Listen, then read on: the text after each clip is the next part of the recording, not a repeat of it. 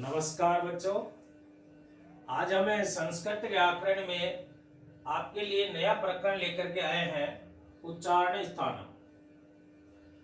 उच्चारण स्थान जब हमें किसी भी वर्ण का जब उच्चारण करते हैं तो हमारे मुंह का कोई ना कोई एक भाग सक्रिय होता है। तो जो भाग सक्रिय होता है उस भाग को उस वर्ण का उच्चारण स्थान कहते हैं। संस्कृत में 42 वर्ण होते हैं जिनको हम संस्कृत में कहते हैं द्विचत्वारिशत्। इन 42 वर्णों का उच्चारण स्थान कौन कौन सा भाग है। जैसे मान लो किसी भी वर्ण का जब हम उच्चारण करते हैं तो हमारे मुंह का कोई ना कोई एक भाग सक्रिय होता है, जिसमें हमारा कंठ हो सकता है, तालव्य वाला भाग हो सकता है, नासिका वाला भाग हो सकता है, मूर्धन्य वाला भाग हो सकता है, दंत वाला भाग हो सकता है। यानी कोई भी एक भाग जिसकी सक्रिय भूमिका होती है तो उस वर्ण का उस भाग को हम क्या कहते हैं, उच्चारण स्थान कहते हैं। पाणिनीय शिक्षा के अनुसार उच्चारण स्थान 8 प्रकार के होते हैं, जिनका हम अध्ययन यहाँ पर निम्न प्रकार से करेंगे। सभी वर्णों का किस वर्ण का कौन सा उच्चारण स्थान है उनको हम सूत्रों के माध्यम से अध्ययन करेंगे। जैसा कि पहला सूत्र है अकु है विसर्जनीयानाम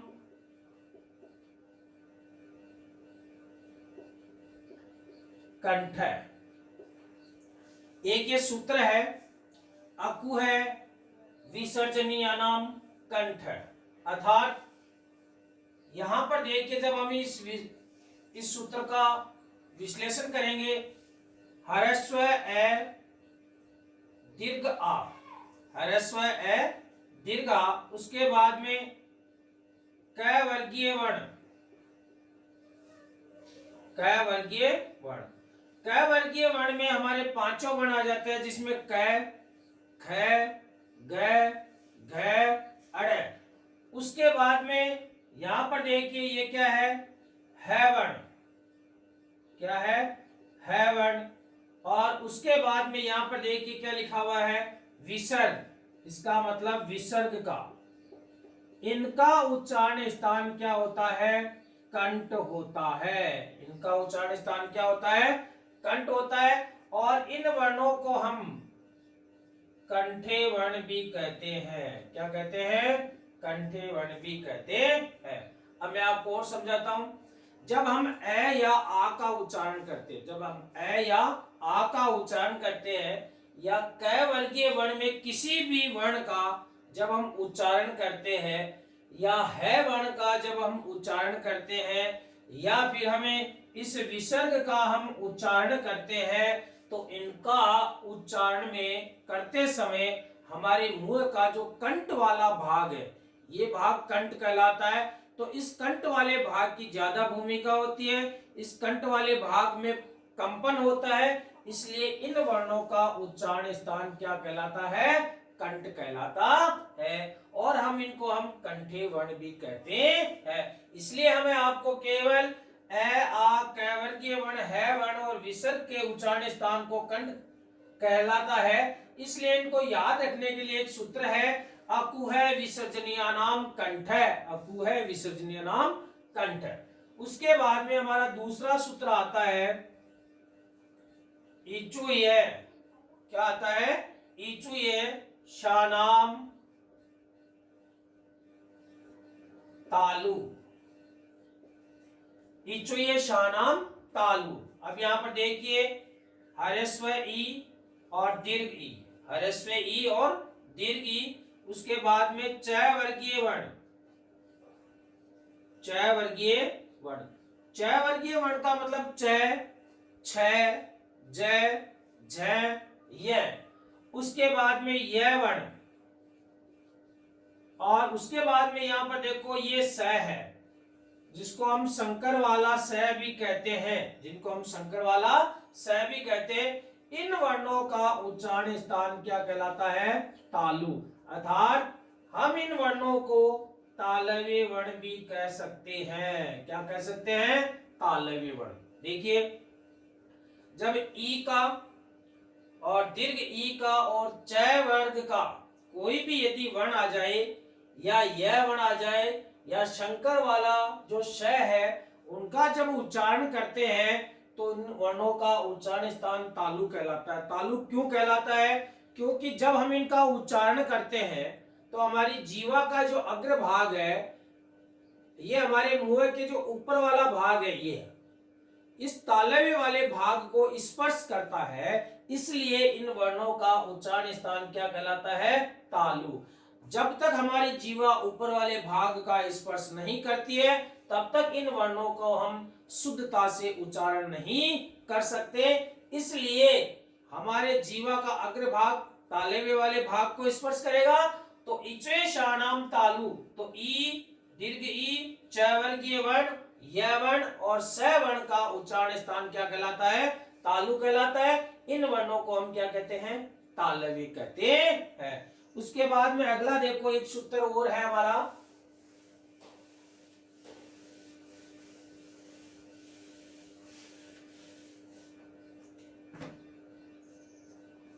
तीन नंबर का सूत्र है आपके सामने, ऋटूर्षाणाम मूर्धा। क्या सूत्र है? ऋटूर्षाणाम मूर्धा। देखिए, यहां पर आ रहा है आपका री और दीर्घ री, उसके बाद में आपका आ रहा है ट वर्गीय वर्ण। क्या आ रहा है? ट वर्गीय वर्ण। उसके बाद में आपका आ रहा है र वर्ण, और उसके बाद में आ रहा है आपका श वर्ण। तो इन वर्णों का उच्चारण स्थान क्या कहलाता है? मूर्धा कहलाता है। अर्थात इन वर्णों को हम मूर्धन्य वर्ण भी कहते हैं। क्या कहते हैं? मूर्धन्य वर्ण भी कहते हैं। देखिए, समझिए आप, जब हमें री या दीर्घ री या ट वर्ग का कोई भी एक वर्ण आ जाए, ट, ठ, ड, द, न, या र वर्ण या श वर्ण, जब हम इनका उच्चारण करते हैं तो हमारी ये जो जीवा है, ये जीवा अंदर घूमती है। अतः आप कह सकते हैं इसका मुड़ाव होता है अंदर। जब ये अंदर इसका रोटेट होता है तब ही हम इन वर्णों का उच्चारण स्थान सही कर सकते हैं। उच्चारण जब तक हमारी जीवा अंदर नहीं घूमेगी तब तक हम इन वर्णों का सही उच्चारण नहीं कर सकते। अर्थात जब हमारी जीवा में घूमना उसका अत्यधिक महत्वपूर्ण ये स्थान हो गया, इसलिए इन वर्णों का उच्चारण स्थान क्या होता है? मूर्धा होता है। और हम सूत्र के माध्यम से इसको याद कर लेंगे, ऋटूर्षाणाम मूर्धा, ऋटूर्षाणाम मूर्धा। उसके बाद में देखो 4 नंबर का श्लोक, 4 नंबर का सूत्र आता है, ऋतुलशानाम दंता, ऋतुल शानाम दंता। 4 नंबर का सूत्र क्या है? ऋतुल शानाम दंता। यहां पर देखिए आप, री वर्ण, री में दीर्घ वर्ण नहीं होता है। उसके बाद में त वर्गीय वर्ण, त वर्गीय वर्ण। उसके बाद में ल वर्ण। उसके बाद में सूत्र में है स वर्ण। इन वर्णों का उच्चारण स्थान क्या कहलाता है? दंता। इसलिए हम इन वर्णों को क्या कह सकते हैं? दंतव्य वर्ण भी कह सकते हैं।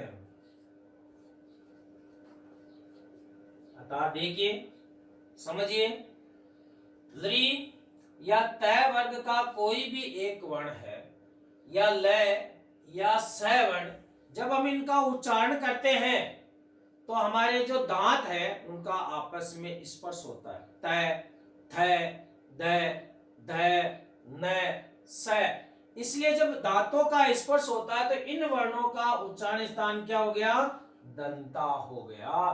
तो हम इसको सूत्र के माध्यम से याद कर सकते हैं, ऋतुल शानाम दंता, ऋतुल शानाम दंता। उसके बाद में आपका 5 नंबर का सूत्र और पढ़ाते हैं। देखिए आगे,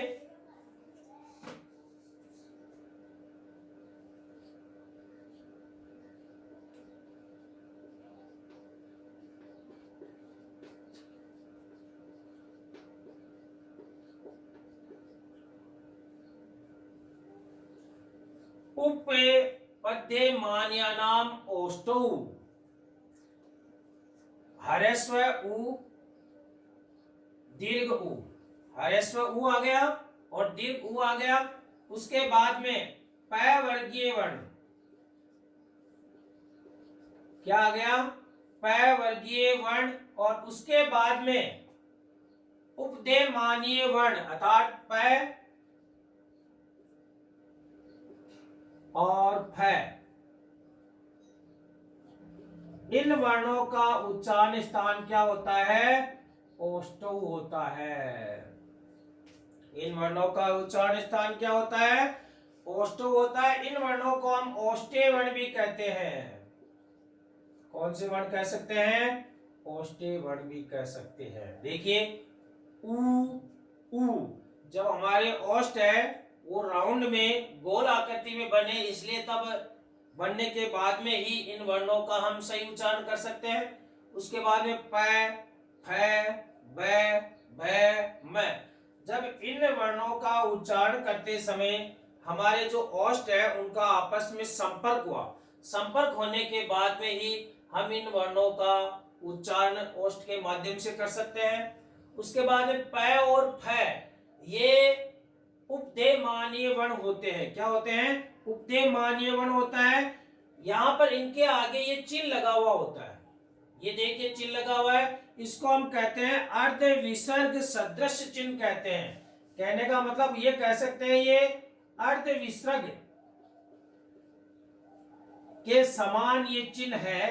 तो ये जो चिन्ह लगा हुआ होता है, इन वर्णों का उच्चारण करते समय हमारे ओष्ठों की ज्यादा भूमिका होती है, इसलिए हम इन सभी वर्णों का उच्चारण करते समय ओष्ठ की ज्यादा भूमिका, इसलिए उनका उच्चारण स्थान क्या हो गया? ओष्ठ हो गया। सूत्र के माध्यम से हम कह सकते हैं उपे उपदेयमान्यानाम ओष्ठो, उपे उपदेयमान्यानाम ओष्ठो। आज मैंने आपको 5 सूत्र का अध्ययन करवाया। अगले भाग सेकंड में मैं आपको 5-6 सूत्रों का और अध्ययन कराऊंगा उच्चारण स्थान में। एक बार मैं रिवीजन कर देता हूं। पहला सूत्र मैंने आपको पढ़ाया अकुह विसर्जनानाम कंठ। क्या पढ़ाया? अकुह विसर्जनानाम कंठ। दूसरा पढ़ाया मैंने आपको इच्वेशानाम तालु, इच्वेशानाम तालु। 3 नंबर का बताया मैंने आपको ऋतुर्षाणाम मूर्धा, ऋतुर्षाणाम मूर्धा। 4 नंबर का मैंने आपको बताया ऋतुलशानाम दंता, ऋतुलशानाम दंता। और 5 नंबर का सूत्र मैंने बताया उपपद्यमान्यानाम ओष्ठौ। बहुत बहुत धन्यवाद। यदि आपको ये वीडियो अच्छा लगे तो इसको लाइक एंड सब्सक्राइब करें। इसका शेष भाग 2 में आपको पढ़ाया जाएगा। धन्यवाद।